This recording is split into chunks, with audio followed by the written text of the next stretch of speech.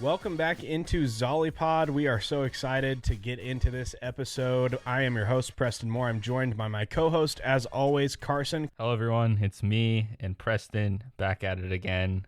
What is this? Our fifth episode? I don't even know at this point. Sixth, fifth, seventh. We're going to have to stop keeping count because I am going to lose track. I already have. But I'm excited to get into this episode just because there's been a lot of good stuff coming out recently. One of those being the movie that we're talking about today, Gareth Edwards The Creator. Now, let's just jump right into this. Carson, this is one of the only original films that we've seen at this level in terms of big budget blockbuster cinema.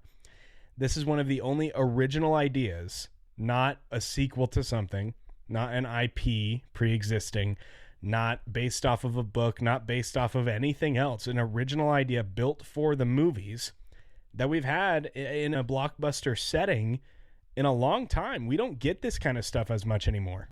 100%. And usually, I guess these original big, just because sci-fi is more expensive, I guess Ad Astra might be a comparison 4 years ago. Yeah. Which it's kind of crazy, the different swings that eventually make it through. Even a movie like Blade Runner 2049, kind of a interesting comparison. Obviously, that's a legacy sequel in a sense. Like, right. A lot of the big budget swings these days have to be connected to something, have to be a part of an existing franchise, be a reboot of an existing franchise, or have some sort of IP that's recognizable, i.e. Barbie, something like that. That there might not be a movie about it, but it's a globally recognized intellectual property. Right. The Creator is so cool because Gareth Edwards, who has obviously been kind of out of the directing fold since Rogue One, kind of deciding what he's going to do next. He came up with this idea pre-pandemic, I think.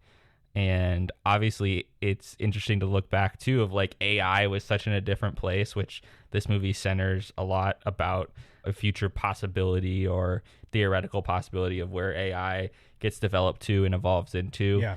He basically pitched this as like, I would like to go travel around a bunch of countries with a small crew, shoot my movie, and then come back and have ILM, the most renowned visual effects company, work with them, because obviously he knows them from Rogue One, and create this sci-fi world. And it's such an interesting premise and such an interesting way of making a movie.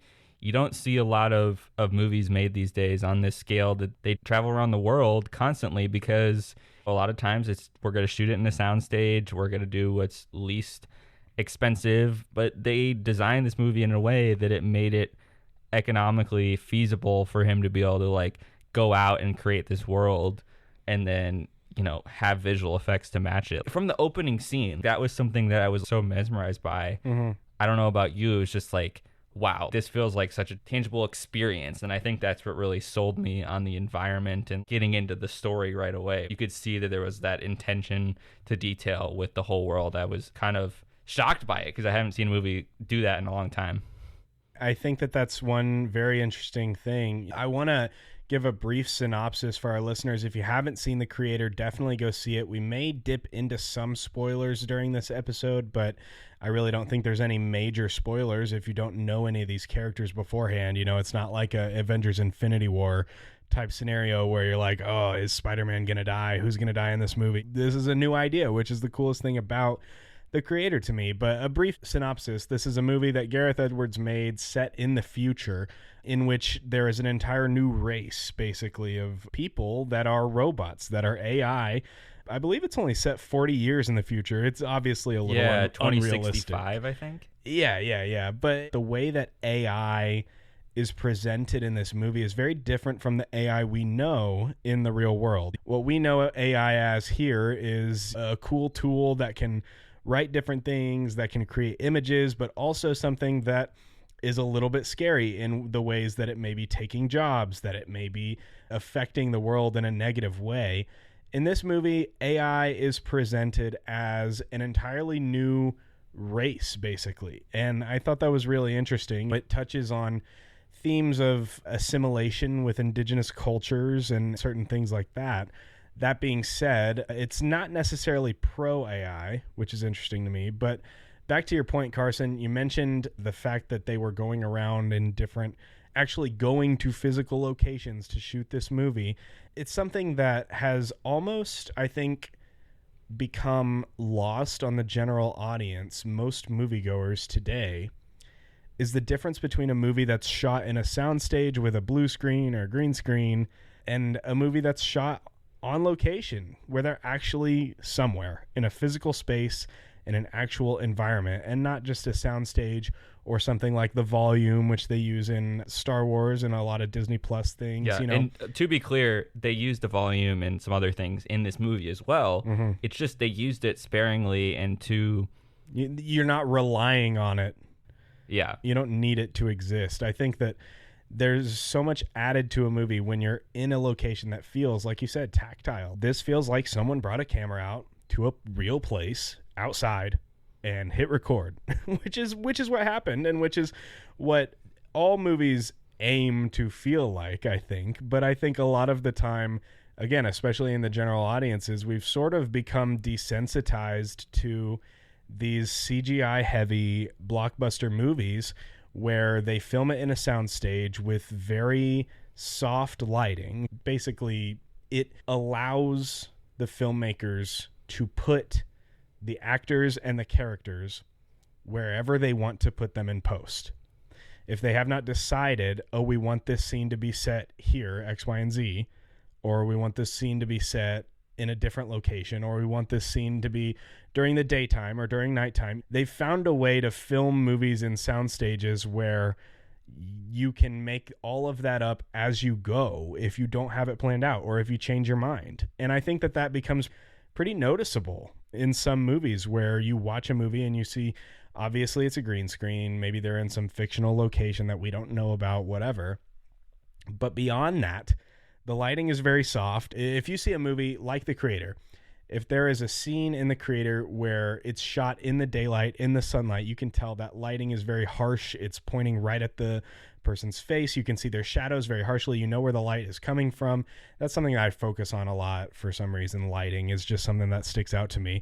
But you see these movies in green screens where it's just soft lighting. It covers their whole face. It doesn't necessarily have to be coming from anywhere. Therefore, their setting can be technically anywhere. And if they want to change where this scene is set in post, or if they want to change certain things about it, they can.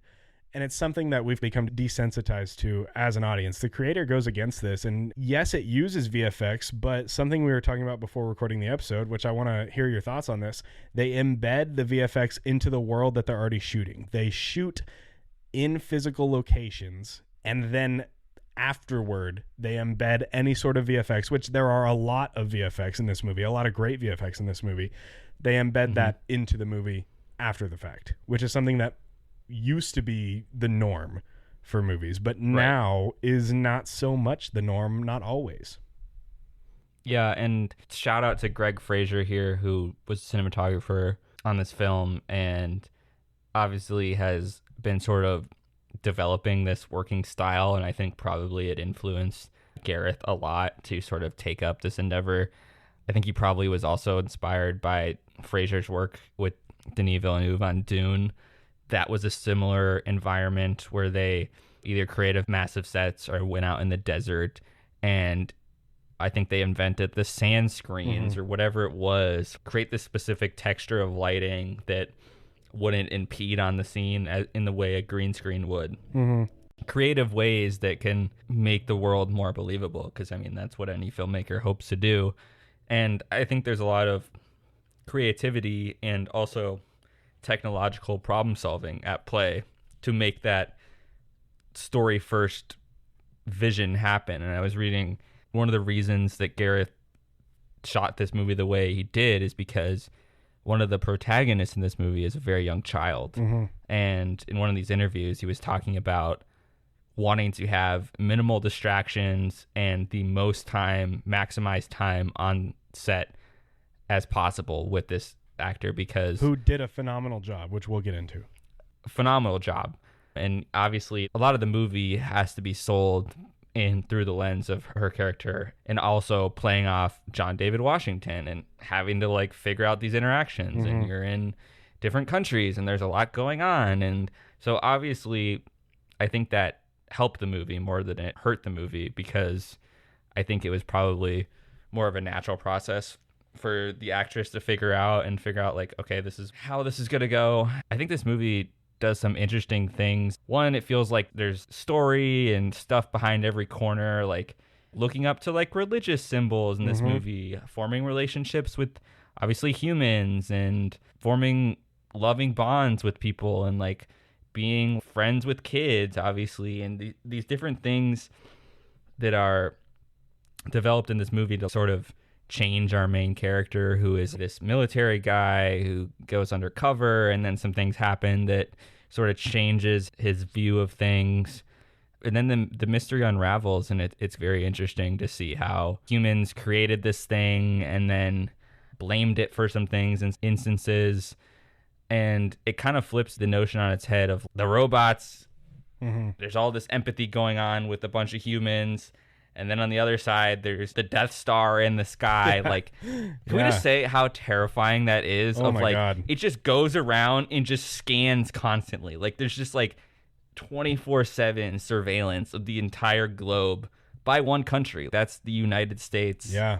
And then the other thing that was this was just funny to me, and I feel like James Cameron kind of did this with the military goons in Avatar 2, is like, I love how the giant tanks just have U.S. Army in lower caps, like it's some Pinterest font. Yeah. Hey, we're here. Like, there was a lot of funny humor like that I noticed in this movie.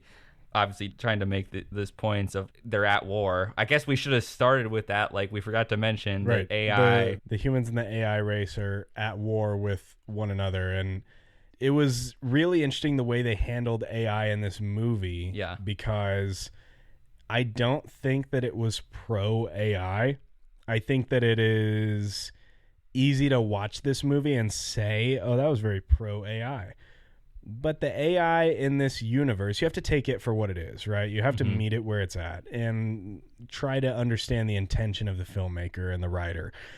And I think this movie does not present AI as this threat necessarily. Yeah, but nor does it present it as a catch-all solution and better than humanity. This discourse going around that, like, oh, this movie is so pro-AI. Gareth Edwards wants ChatGPT to take over the world. It's like, no, he created a science fiction story.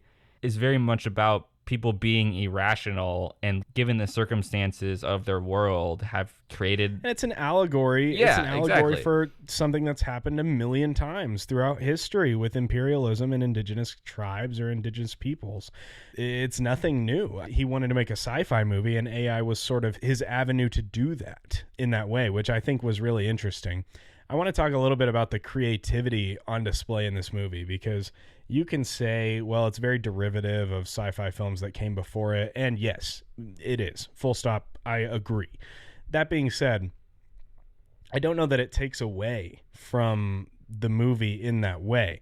One thing that Chris Stuckman pointed out in his review, which, if you don't know who Chris Stuckman is, he's a video YouTuber over film. And if you're watching this, or if you're listening to this, I'm sure that you would really, really love his YouTube channel, and so I highly recommend going and checking him out. That being said, one thing he said in his review was very interesting to me is it's hard to make a movie at this level. The budget for The Creator was $80 million.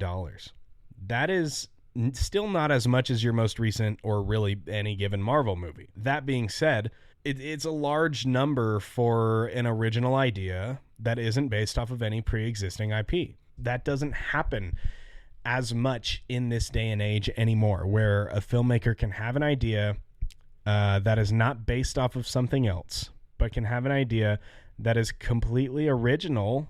Yes, it takes inspiration from other films that came before it, sure, but it's original in its own right, more original than the latest Spider-Man movie, of course, or of any other movie that's based off of something else, and can pitch it to a film studio and get an $80 million budget and convince the suits in charge that this movie can make money and that people are going to show up. The way that he has to do that, and Chris Stuckman spoke at length about this, the way that he has to do that is say, well, it's a little bit like Star Wars, and it's a little bit like Blade Runner, and it's a little bit like these movies you've already seen before, these movies that have made money before.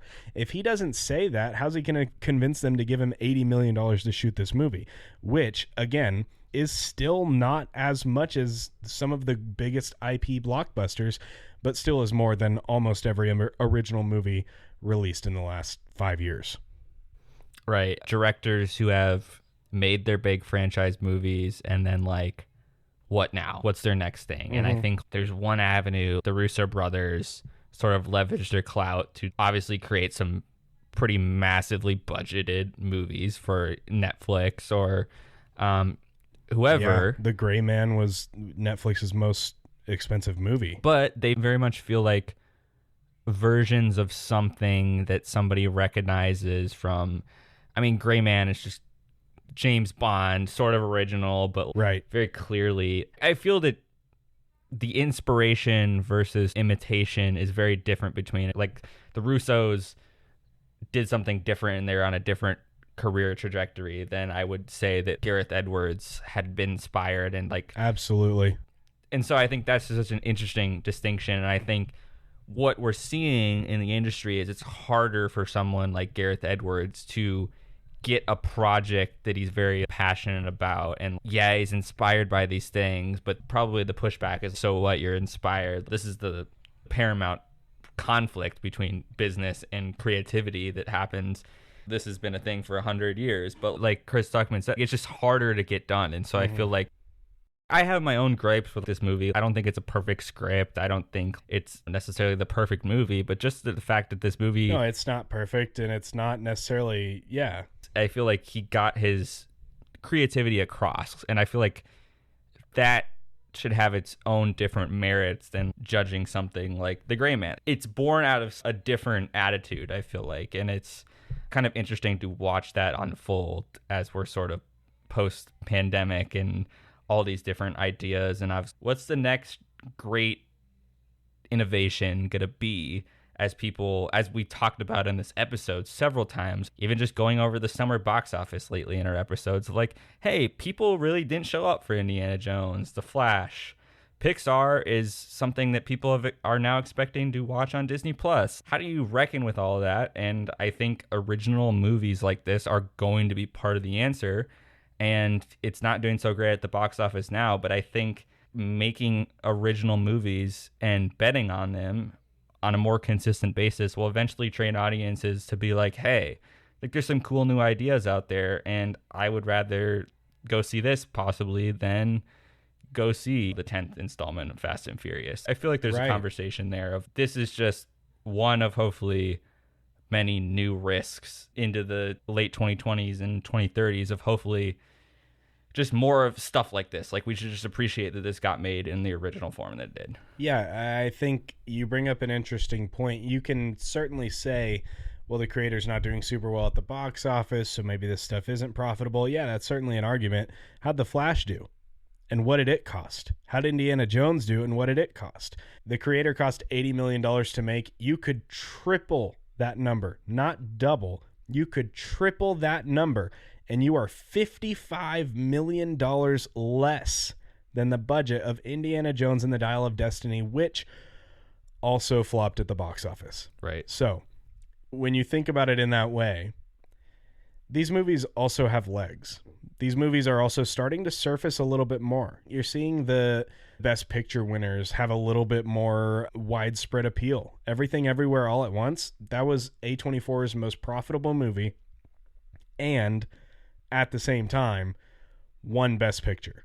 Original ideas are being rewarded, whether it's in the ways that we see the Avengers get rewarded or not. Original ideas are being rewarded still, and I think audiences are beginning to yearn more and more for ideas like this. I'd rather see 10 versions of The Creator with different ideas and new things being brought to the table, 10 things like The Creator, than 10 things like The Flash. That's the first thing that comes to mind. Or the live action Little Mermaid, which I've already seen before.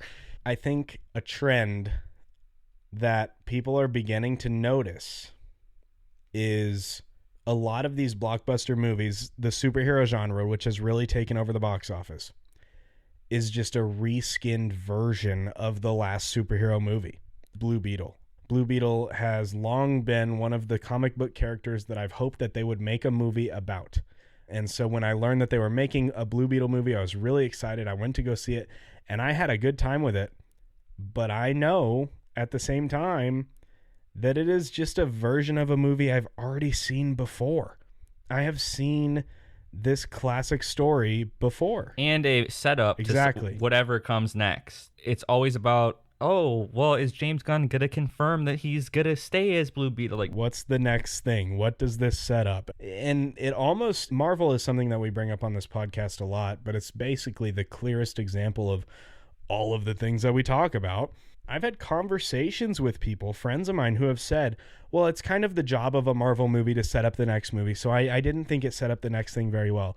And I'm like, that's not the job of any movie. That's not how this works. If you think that that is a core intrinsic trait that a movie has to have, you're doing movies wrong. I hate to say it that way, but I mean, that's not what these things are made for. They're made to sit down. They're made to enjoy a story. They're made to go on a journey with a set of characters and fall in love with them and fall in love with the story and fall in love with the world and just fall in love with the and art have different points of view. Yes, exactly. Yeah, different points of view. Barbie, having Greta Gerwig make her movie, having Gareth Edwards make his movie, having Christopher Nolan make his movie. This is obviously why people have gravitated towards movies from now till the end of time, is like, wow, this person had a unique point of view, right, and told a story in a way with a massive group of people to make, like, all movies are miracles. The way to do that most successfully, I feel like, is trusting an artist to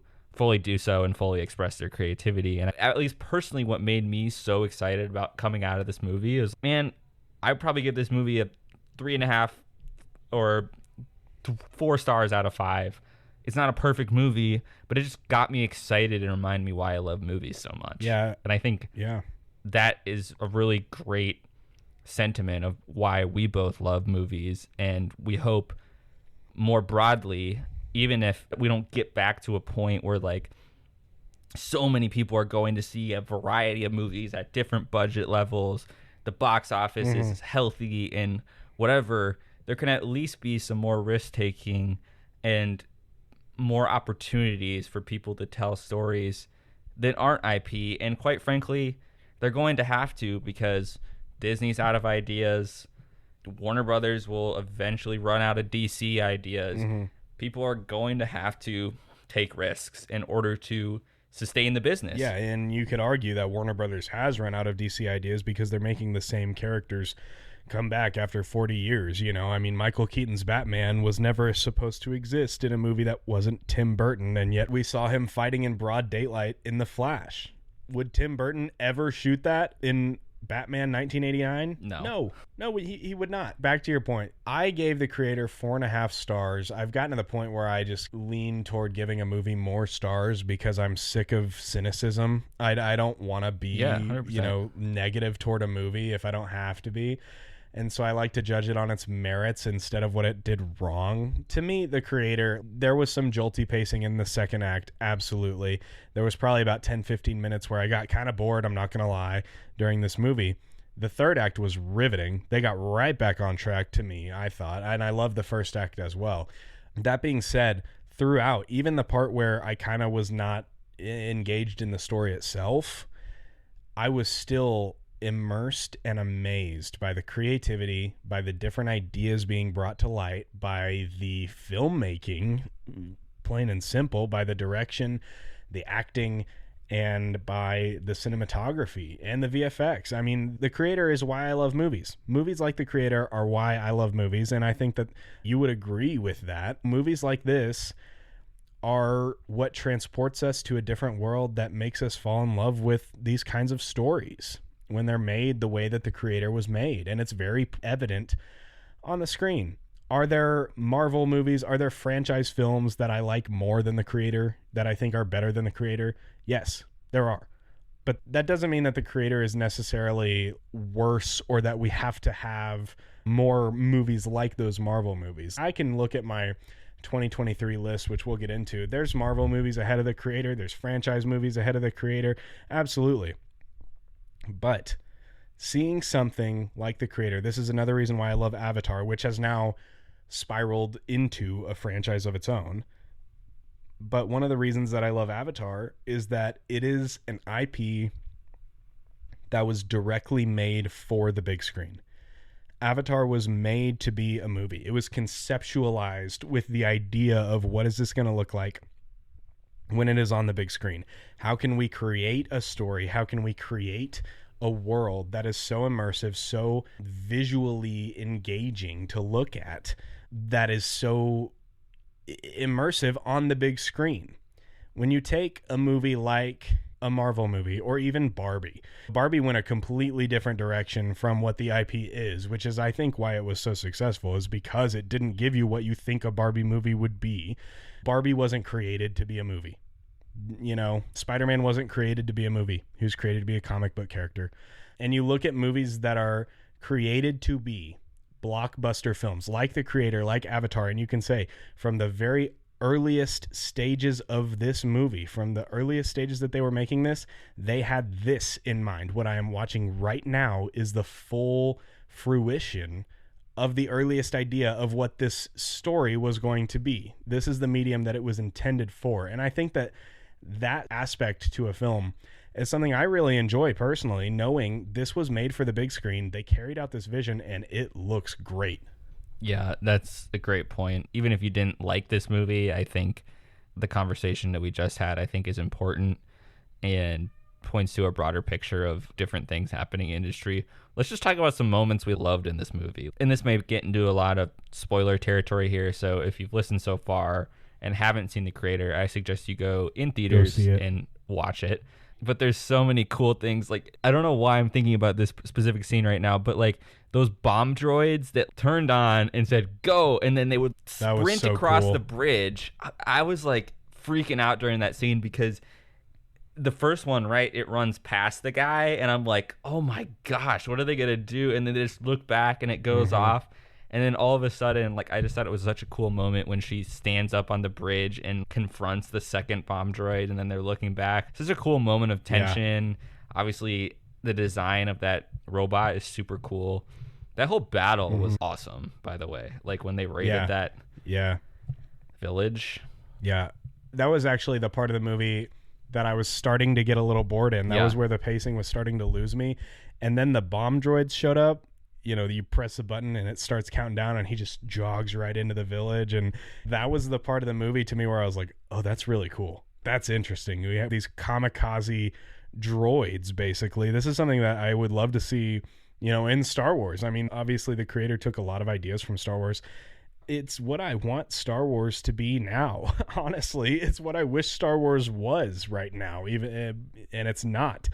But yeah, I mean, what really surprised me the most about this movie, and I haven't seen all of his films, but I think that this is John David Washington's best performance. This is my favorite performance of his. It is. And I like Tenet. I like a lot of the other stuff he's been in. I was really all in on his character. And he's also not this golden boy type guy. He's been through some stuff. And we don't really know where to stand with him in parts of the movie, where he's going to go, which side is he going to be on, which side is he going to take. Is he a great guy? Is he not a great guy? Is he just a traumatized guy from what he goes through in the very first scene of the movie? I was really blown away by his performance. I thought he did a phenomenal job throughout. And that's something that I haven't really said about him before. I know he's been touted as one of the better young actors of this generation. I've never been really in love with John David Washington or any of his performances necessarily, to be completely honest. I have liked him enough to think that he certainly can be a leading man, but I've never been like, this is one of the finest actors of the generation, the way that a lot of people say, or a lot of people will say about him. I thought he did a great job with Tenet, but at the same time, I think that what he did here is much better than what he did in Tenet. I think I felt his emotions very viscerally throughout this movie. His performance was very in line with the script and what Gareth Edwards intended his performance to be. And that, to me, is something that is very valuable in a movie in this day and age. And I really enjoyed him in this movie personally. That was a serious highlight for me, on top of, again, just all of the creativity and the way the plot moves. A lot of it was predictable, I think, in the plot. That didn't make it worse necessarily, because I still really enjoyed the way that they executed the plot, even if I knew what was coming. They talk a lot about Nirmata, this figure, this architect who's building a weapon that has the potential to take out the human race, this AI architect, or this architect for AI, who's going to build a weapon to take out the human race. There's a lot of ambiguity in the first and second act over who Nirmata is. I figured out who Nirmata was probably halfway through the first act, to be honest. That being said, I still really enjoyed the way they carried it out. Yeah, it was still like compelling. I feel like this movie's not really trying to be a mystery. I thought it was compelling enough to see John David Washington's reaction to all the stuff happening of these reveals, because a lot of it is being told to him in a way, but also he's having to sort of relive his past throughout this whole movie and sort of consider what makes it interesting, what makes some of those reveals interesting is the interconnectivity between the characters. Yeah. We'll see different reveals in big Star Wars movies. Oh, it's this character that you've never heard about or that you've heard about before, or in Marvel, you know, you'll see a reveal of a certain character, but sometimes those reveals just don't really land in those big movies because we don't have the interconnectivity. They're reveals to the audience instead of reveals to the character sometimes, and necessarily that's a bad thing. That's a very good way to put it. Sometimes, like, it's cool in this movie, he has to consider, like, is his wife still alive? He's literally seeing all these reskinned versions of his wife walk around. Then he has to grapple with the fact that, hey, he just sort of betrayed people that were supposedly on his side. Is he doing the right thing? Where does he stand in all of this? And then also he's seeing people around him do horrible things. I think about that guy that almost shoots the dog in the movie, and he sort of has to get through all these situations without obviously getting killed. They're at war. I thought the relationship between him and his wife, who's played by Gemma Chan, I think. Great job. She was wonderful. Yeah. I thought that chemistry was there, and I thought the flashbacks were used pretty well in terms of the whole story, and I love the just overall character of her and what she represented. Her character was literally all about empathy, I feel like, and it was just a good conduit contrasting, well, what does this mean when we put empathy with AI? Yeah. It just was an interesting moral dilemma for the whole movie.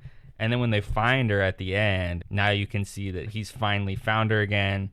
All this stuff is going on, but now he not only believes in her and what she initially represented, but he finally chooses a side. And I feel like that is the sign of a good arc in a way, is he... For a second, I'm like, oh my gosh, when they get captured, and then I'm like, what are they going to do? And then I thought it was clever with the scene in the truck, and there were multiple times where either a plot point or a reveal or something changed or something happened within the plot where it happened. I felt like, I don't want to say too early, because that feels like I'm knocking the movie, and I'm not. Yeah. Too early or too late is the terminology I'm going to go with, but I don't see it as a bad thing. Earlier or later than I thought it would happen, I guess is a good way to put it. Where I thought I had kind of a general idea of where I thought the plot was going. I had that kind of mapped out in my brain a little bit. But then, you know, we would have reveals happen in the first act that I expected to happen in the third, or vice versa even. It kept it fresh to me. It kept me engaged to where I was like, oh, they just did this now. The movie's not over yet. We still have so much movie left. Or, hey, when are they going to get around to revealing who this character is? How much movie do we have in between now and when they reveal who Nirmata is? That was a big question for me throughout the whole thing. The movie that comes to mind is Star Wars The Last Jedi, when Snoke dies and Rey and Kylo Ren team up in the middle of the movie, and you're like, right, it feels like there's infinite possibilities. Yeah, you're like, there's no way the movie's over yet. There's still at least an hour left in this thing, if not longer. It felt weird seeing that for the first time. Not weird, but exciting in a way, because it was fresh. This huge, unpredictable thing just happened. Where does that leave us now, you know? Yeah. And that sort of is kind of the way I felt at times in The Creator. Not so much, because I'm a huge Star Wars fan, obviously, and very invested in that world. And I was before I saw that movie, unlike The Creator, again, which is an original movie that we're kind of thinking of now in the moment, the first time we've ever seen it. But yeah, there were plot points along the way where it surprised me when they happened, and that only just made me more engaged, which is why I say, even though sometimes the plot was predictable or derivative of other films, it was really interesting to see the way it was carried out. It was really interesting to see the way that the different characters reacted to these reveals that we maybe saw coming. That was really interesting to me. Carson, I want to get into where this lands in our 2023 movies, if you don't mind. I have not seen as many movies as I want to see, as many new movies as I've wanted to see this year. That being said, The Creator, to me, it currently is in my top 10. Where do you think it lands for you? I have it behind Air, the Michael Jordan movie with Ben Affleck, and in front of the new Teenage Mutant Ninja Turtles movie. Yeah, so I have it at number 13 right now, just below Dungeons & Dragons and just above Scream, the new Scream movie. Mm-hmm. I can see it slipping into my top 10. The more I think about it, I may go see it again. I want to see it. I wanted to see it again before we recorded this podcast, but I couldn't find time. Yeah. But I really wanted to. Either. I still want to see it again. It's such a good IMAX experience, and it's fall now. We've had our Barbenheimer summer. Now I'm like, dang, that was a good time at the movies. I feel like a lot of people found this movie inconsistent, or I guess pro AI or whatever it was, turn them off of this movie. Mm-hmm. But I think the future is going to be messy, nuanced, and full of random people making very emotional choices and sacrifices. And whatever, if we're fighting ChatGPT in 10 years or whatever it's going to be, it's certainly going to be a ride. And there's so many things this movie is just interesting to me. When he's at the job in the beginning, he's like, it's just their programming when the robot wakes up. And then it changes so much when that's said back to him later in the movie. Mm-hmm. Like, it's just their programming. They're not real. Like, he has such a different emotion about it. And then, like, I love the sort of sergeant character who's there at the end in the temple trying to also defend Nirmata and the kid. Mm-hmm. And I think at one point when they're on the skiff, he's like, what do you think's going to happen after the war? Nothing. We just want to live. And so I thought there was a lot of good, interesting points throughout that I was like, well, dang, that kind of hit. Yeah. And like you said, the third act is really crazy. I thought emotionally it worked, and I thought the ending really worked. Yeah. I was curious how they were going to end the movie. Yeah. I was really curious how they were going to end the movie. I was like, who's going to live? Who's going to die? How are they going to go forward with this? I think it's safe to say they really stuck the landing. Yeah. It was sort of like a Rise of Skywalker moment when all the Star Destroyers are falling out of the sky. But also it was so different in that it didn't zip past it and then like, oh, we're going to celebrate. Now, like, it just ended on that emotion. She just watched. That final shot of her is really, really good. All that stuff happened in the sky. And then it comes back down. She gets out of the escape pod. Especially for such a young actress, there was just so much going on in that expression. I was like, holy crap, that was really powerful. Yeah, I really thought that her whole performance was really impressive, but that final shot was what really blew me away more than anything. And I'm sure that it took numerous takes and numerous different directing notes to get her to have that emotion that she has on her face. This very, very conflicting emotion that many people have probably never felt in their life, of simultaneous heartbreak yet actual legitimate joy and hope for the future, all happening at once. Heartbreak, her family just died and she watched it happen, and from a certain point of view was responsible for it, even though it was for the greater good.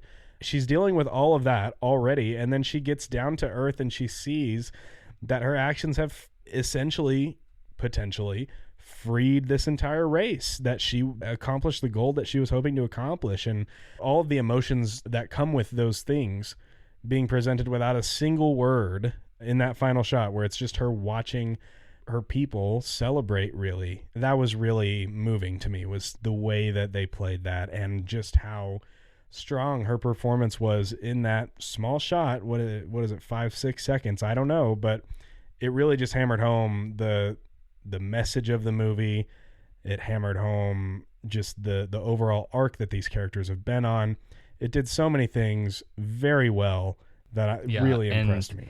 I think it just memorable. I think it's a good movie to just make you think about a lot of things at the end in a good way. Like, it didn't leave me like, oh, what happened at the end? It left me just sort of thinking about all the implications of the world that it put me in. And I'm like, this is what I love about movies. That's what the best movies do. A movie like Arrival, the ending of Arrival is there's a lot that happens and it comes to sort of one conclusive point, but also it just means so much more in both the characters' lives and then what you can kind of conceptualize off screen of like the future of that world. And I love when movies leave you at that point that you can sort of contemplate what's next. Like, who's to say that the robots are not going to be persecuted even more now for taking down Nomad and whatever? Like, the war could not be over whatsoever, but it's right. It's interesting that it ends on that emotion for this character in such a way that puts you conclusively in their point of view, and you just have to sit there with it and watch the credits and deal with all the stuff that they went through. I love when movies do that, and I love when sci-fi movies do that because there's usually a lot more going on in terms of implications with technology, politics, the world, and I'm like, that's a really good ending for me. Yeah, I think they stuck the landing. Absolutely. And Carson, if you don't have anything to add with that, I think that we're going to try and stick the landing too on this episode. Carson, you have anything to add before we finish? Go see The Creator in theaters if you haven't had a chance yet. See it in IMAX if you can before it must be nice. Inevitably gets out of IMAX or Dolby or whatever premium format is in your neck of the woods. I got to drive 2 hours to get to a certain neck of the woods called Lubbock, Texas, that has an IMAX screen. So that's brutal. Yeah, I didn't get that experience, sadly. You needed to get the CEO of IMAX on the phone right now. I will. But no, yeah, this has been. I love talking about sci-fi. I love talking about all the different creative aspects of a movie like this, and I look forward to doing some of these episodes where we just talk about a single piece of art or a single movie, and we can kind of just dissect and say what we loved about it and sort of put it in a context of everything that's happening both in the entertainment industry but also just why movies are freaking cool, man. That's at the end of the day, I'm like, that's what this episode has been really great to talk about. Yeah, absolutely. Well, with that, I think we're going to call it for this episode of Zollipod. Thank you so much for listening. If you haven't liked or subscribed to our podcast wherever you're listening to it, please go ahead and do that. Turn that bell notification on for future episodes. We may have some episodes dropping at some irregular times coming up soon. We don't know. We're going to see what we can do. Talk about some new different types of episodes. We're going to try and keep this thing fresh for you guys. We're also looking forward to booking more guests onto the show, obviously, as time goes on with more and more topics. And now that the writer's strike is over, hopefully maybe that opens some avenues of ours to have different people on the show that we couldn't have had on before. We're hopeful for that. We really appreciate you listening to this episode. And if you would like to follow us on social media to keep up with those episodes when they're going to come out and when they do come out, please follow us on all social media at Zollipod, ZOLLYPOD, Zollipod. We are on Instagram, Twitter, Threads, Facebook. We appreciate you listening to this episode of this podcast. Follow us on all platforms, please. We'll see you then, and we will see you at the movies.